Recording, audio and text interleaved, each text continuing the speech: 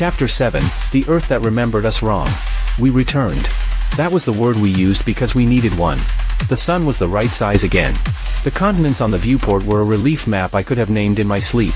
The news bursts we caught were in our language and spoke of the ration lines and the power audits I had expected. The bridges did not kneel.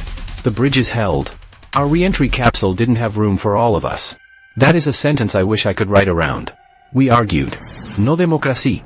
Just ugly arithmetic and a sense of what death we would like on our resume. Luca insisted he had broken something in himself touching the lines. He did not want to bring it to ground. Jean said she had taken an oath to the ship. Captain Sol said she would fly the last bones down if she had to.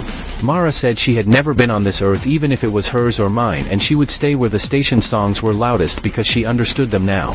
The auditor watched and said nothing, the shape of a verdict. In the end, Captain Sol and I took the capsule. I don't know why she chose me. Perhaps because my voice had been on the radio they were likely to answer. Perhaps because the hand had understood me. I don't know why I accepted except that I had promised someone, a version of my wife, a version of myself, that I would try to get back and warn them that bridges learn prayers, and that the sky can lie. Atmosphere took us and shook the grief from our bones. Heat feathered over the hull. The capsule screamed, a confession, a denial. Clouds parted like curtains. Earth opened beneath us with no ceremony. I thought of stepping off a train onto a platform that had waited, patient, for years. Parachutes bloomed. Our capsule smacked water hard enough to knock my breath into my throat. We bobbed and spun and the sea slapped our shell like a hand. Through the porthole I saw gulls. They had red eyes. I told myself it was the reflection of warning lights. The first ship that found us was not my navy. Its flag was not the right blue. The uniforms were right, but their badges said other things. They spoke my language in a dialect I knew only from old films. They lifted us out like relics. Captain Sol kept her back straight and answered questions like she was taking a test. On the horizon, something raised its head, then its shoulders. The shape had that beast of my childhood size, the sort old sailors talked about because they needed the sea to be a god or else it was only wet. It leaned, a silhouette, and I could not decide what animal my brain should borrow to understand it. Its breath made the air grainy, like flour in a sunlight shaft. Men pointed. Some knelt. We were brought to land. The reporters said power would return within days thanks to a new miracle source. They said a laboratory offshore had perfected a device that swallowed storms. They said we were heroes from a mission that had never been announced. They said we had been dead and now were not. They asked me if it was beautiful in the sky. I told them yes. I told them no. Both were true. That night, in a room that was almost my room, I put my palm against the wall and listened. I heard rain inside it. I heard a voice say my name in an accent I had never quite owned. I heard a laugh in a jar. I realized we had come home to a place that remembered us wrong.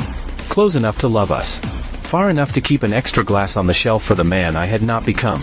I wrote a note to myself and folded it into the furnace of the little heater. If your wife asks about the wolves, tell her the wolves learn to climb, and that fences don't stop them, only fires do. If there is a beach, do not pick up the shells. If you smell pennies and the bridges go to their knees, leave the city and head for the oldest hill you know. Do not make wishes. Wishes are engines with pretty names. I slept. The dream's gravity came back. In it, I was very small. In it, a hand with my ring guided me along a railing in the dark. We reached a door labeled with a rusted sentence, "Do not." The hand tapped twice, as if to say, now you understand why we have to. When I woke, the sea was louder than the news. Something had come up out there to breathe, or to test the air, or to look for me. You're still here.